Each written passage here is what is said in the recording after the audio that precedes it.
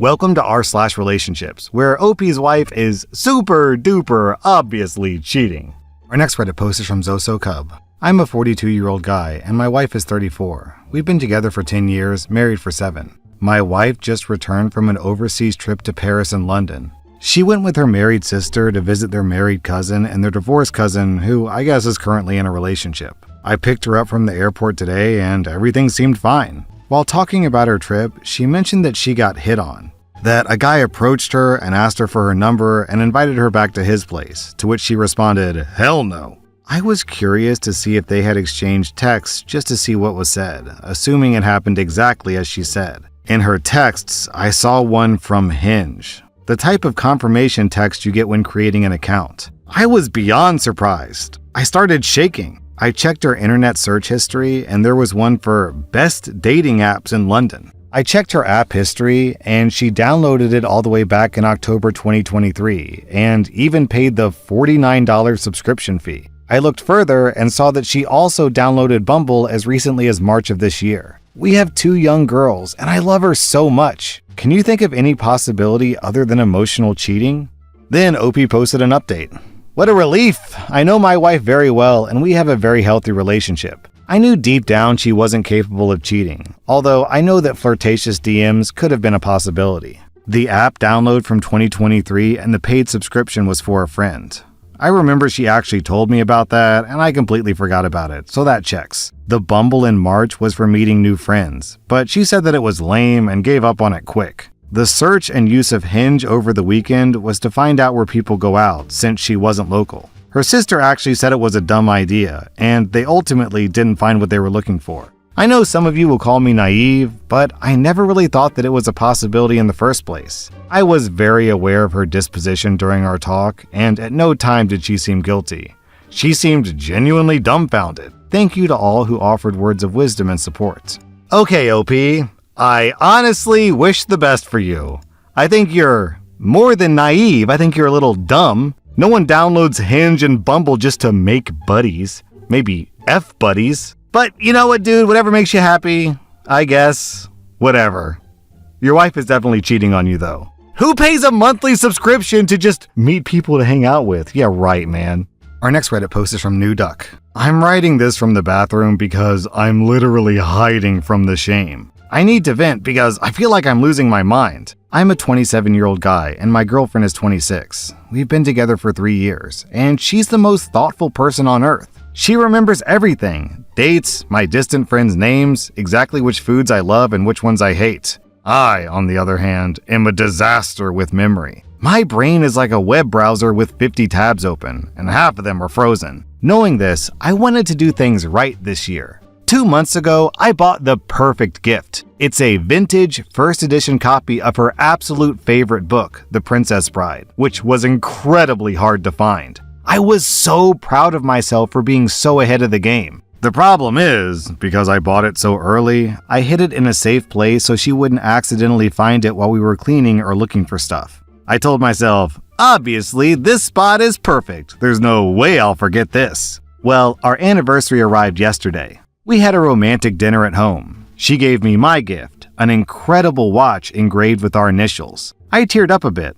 It was beautiful. Then it was my turn. I went to the bedroom to get the book, and my mind went blank. Total white noise. I checked the closet. Nothing. Under the bed. Nothing. In the toolbox. Why would I put it there? Nothing. I even checked the freezer in a moment of pure desperation. Nothing. I spent 20 minutes in the bathroom, but I was actually silently tearing the apartment apart trying to find that damn book. The panic started rising in my throat. I couldn't walk out there empty-handed after the amazing gift she just gave me. So I went out and I lied. I told her, babe, your gift is something really special that I had to order from overseas. But there was an issue with the shipping and it arrives next week. She was super understanding. She told me not to worry, that the intention is what matters. But now I feel like absolute human garbage. Not only did I forget to give her the gift, which is physically inside this house, I'm 100% sure, but I lied to her face. Now I'm on a countdown.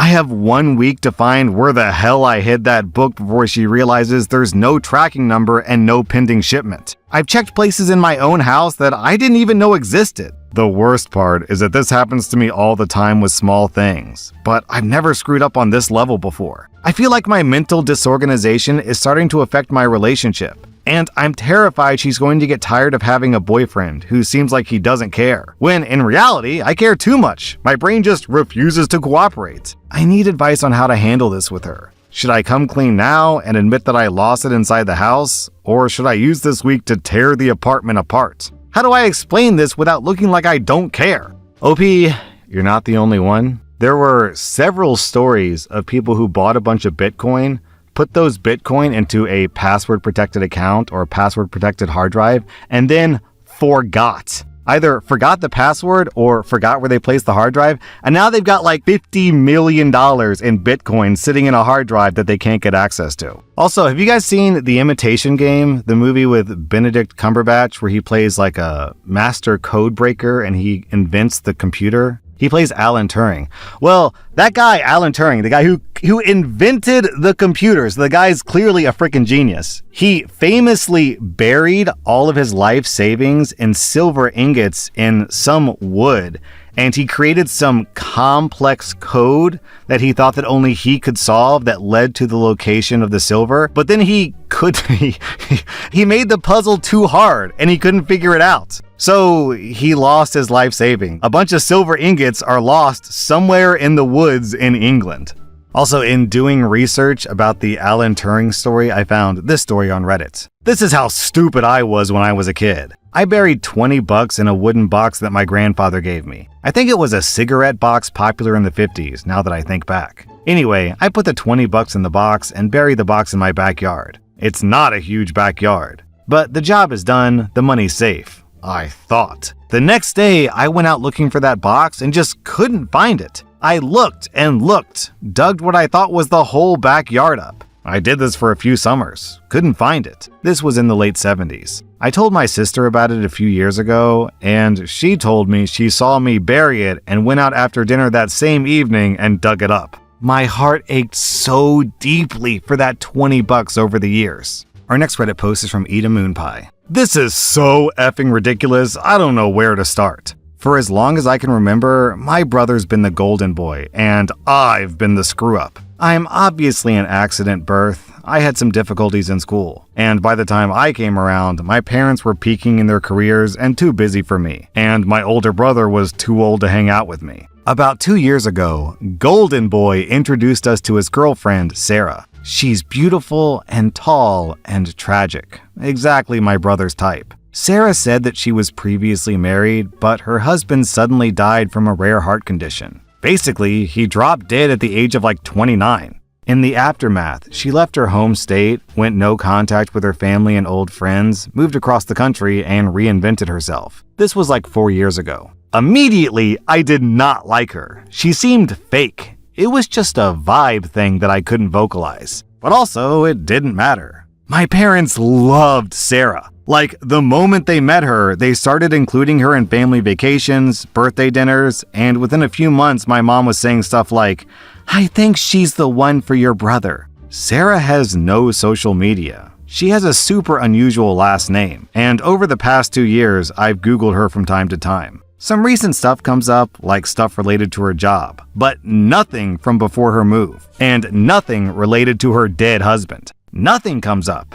and she's cagey and weird about him. If you ask anything about what he was like or his name, she gets teary and then Golden Boy jumps in. She and my brother got engaged a few months ago, so every conversation right now is about wedding planning. Sarah has very few friends, none from her past life. So I'm in the bridal party with some of their mutual friends. We went bridesmaid dress shopping a few weeks ago, and I Venmo'd her payment for my dress. And then I was like, I wonder how far back her Venmo goes. Pretty effing far. Most payments are between her and my brother, and a hairstylist and nail stylist. But I saw one Venmo from a guy that looked like it was for living expenses. And when I Googled him, I found his Instagram. And on his Instagram, I found a wedding photo from 2017. And in that wedding photo, he was the groom and Sarah was the bride. So her dead husband is still alive, like very alive. He posted 3 days ago. He's remarried with kids. I found her siblings, her old maiden name, and her whole old life once I found her ex's account. So I don't know what to do. Part of me is like, maybe the relationship ended badly and that's why she goes around saying he's dead. Part of me is like, maybe she's in witness protection. Part of me is like, do I need to tell my brother? Do I tell her? Like, pull her aside and be like, hey sis, what's up? I screenshotted everything so I have proof. I just don't know if I should sit on it or tell someone. OP, I think I would err on the side of saying, none of your business. So just accept that she's lying, that the situation is weird, and just move on with your life. It doesn't really affect you.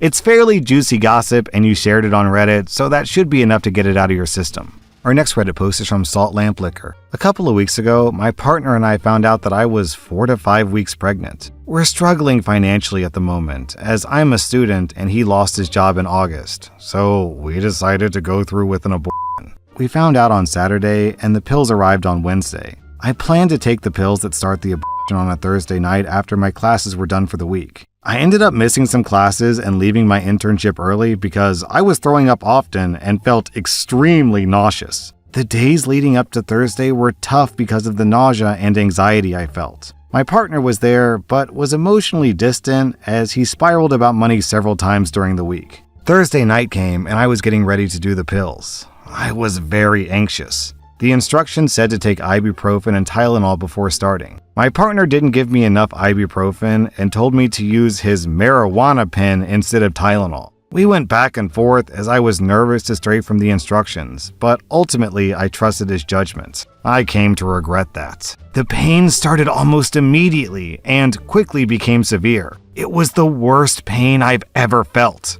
My partner tried to rub my back, but him touching me made the pain worse. I shook uncontrollably and vomited several times. It wasn't long until I was begging for Tylenol, so my partner got some for me. At that point, it didn't help at all. Heat also didn't help. 4.5 hours into this, at 2 a.m., I reached the limit of what I could handle and begged my partner to take me to the emergency room for some stronger pain relief. I was also having anxiety that something wasn't right, and I wanted to seek a medical professional. We had decided to do this all at home because we didn't want anyone to know, but at this point, I no longer cared. My partner freaked out when I asked to go to the emergency room, yelling and refusing to take me. I cried and begged him as I laid there, since I couldn't get up on my own. I told him I would call my mom, who didn't know what was going on, or 911 if he wouldn't take me. At this point, he got out of bed and stormed around the room angrily, gathering clothes to put on.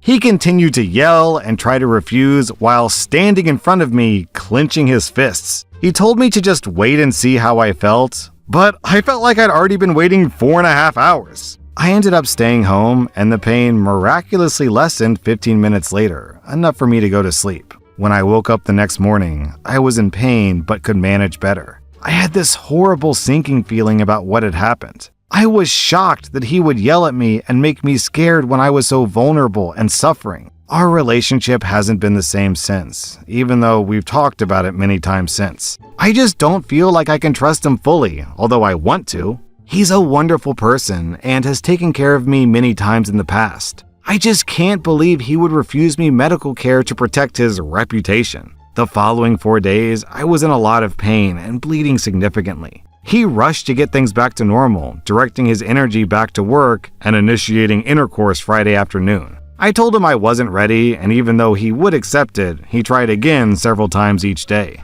I just don't know what to do. I feel betrayed, confused, and like my pain and suffering doesn't matter. How can we repair our relationship? Girl, you don't. You leave him. Oh my God, how is this not a wake-up call for you? You're basically doubled over in pain, weeping and bleeding, and he's like, hey, babe, how about we go to the bedroom and make things spicy? Our next Reddit post is from Andriel Du. I'm a 23-year-old guy, and I'm a police officer in Romania. I earn a decent salary, about $1,400 USD, which is good for my age here. I've been with my girlfriend, who's 18, for 7 months. She comes from a very poor village background. A clay house, no father, toxic grandmother, but she's the most loyal, resilient person I know. She never asks me for money, and she actually tries to protect me from her family. My dad and my twin brother hate her. They constantly tell me she's low status, that she's weighing me down socially, and that she's controlling my time. My brother even tracks my location on my phone and reports to my dad if I spend too much time with her. They recently staged an intervention claiming she has a bad history, based on village gossip from when she was 14, and that she's disrespectful. The proof? She recently panicked after breaking a window at a cafe and joked that I had 5 minutes to come help her, which my dad overheard and took it as her treating me like a slave. In reality, she was just scared and needed help. I sat down yesterday and audited my life. I realized I'm being gaslit. My twin brother is unemployed and a wedding DJ. He earns cash from gigs, but he hoards it. He lives at home and drives a 2007 Audi A4 that my parents maintain. I pay for his monthly iPhone bill. I buy the groceries for the house. I buy the fun food like pizza and takeout. I lend him cash that he pays back reluctantly. He treats me like an ATM while judging my life choices. Meanwhile, I drive a beat-up car that I've spent 2,000 euros repairing myself because my dad, who owns it, refuses to drive or fix it. I have almost no savings because I'm bleeding money to support my brother and the household. My mom was my only ally. She actually helped me secure a social apartment for very cheap rent. But here's the twist. She's now insisting that my twin brother moves in with me. She says he needs to leave the nest too. Even worse, lately, she started echoing my dad's opinion about my girlfriend and my behavior, likely to keep the peace at home. I feel like I'm losing my last defender. I have the keys to the apartment. I've decided to 1. Stop paying my brother's phone bill. 2. Stop buying food for the house. 3. Move out. But I'm terrified. If I tell my brother he can't live with me, my whole family will paint me as the bad guy who abandoned his twin. I feel like the walls are closing in. Well, would it be that bad of a thing if this damaged the relationship with your family, considering they don't respect you or your girlfriend or your life choices? They seem like scummy, selfish people. Besides, you're 23. You're bound to move out on your own eventually, right?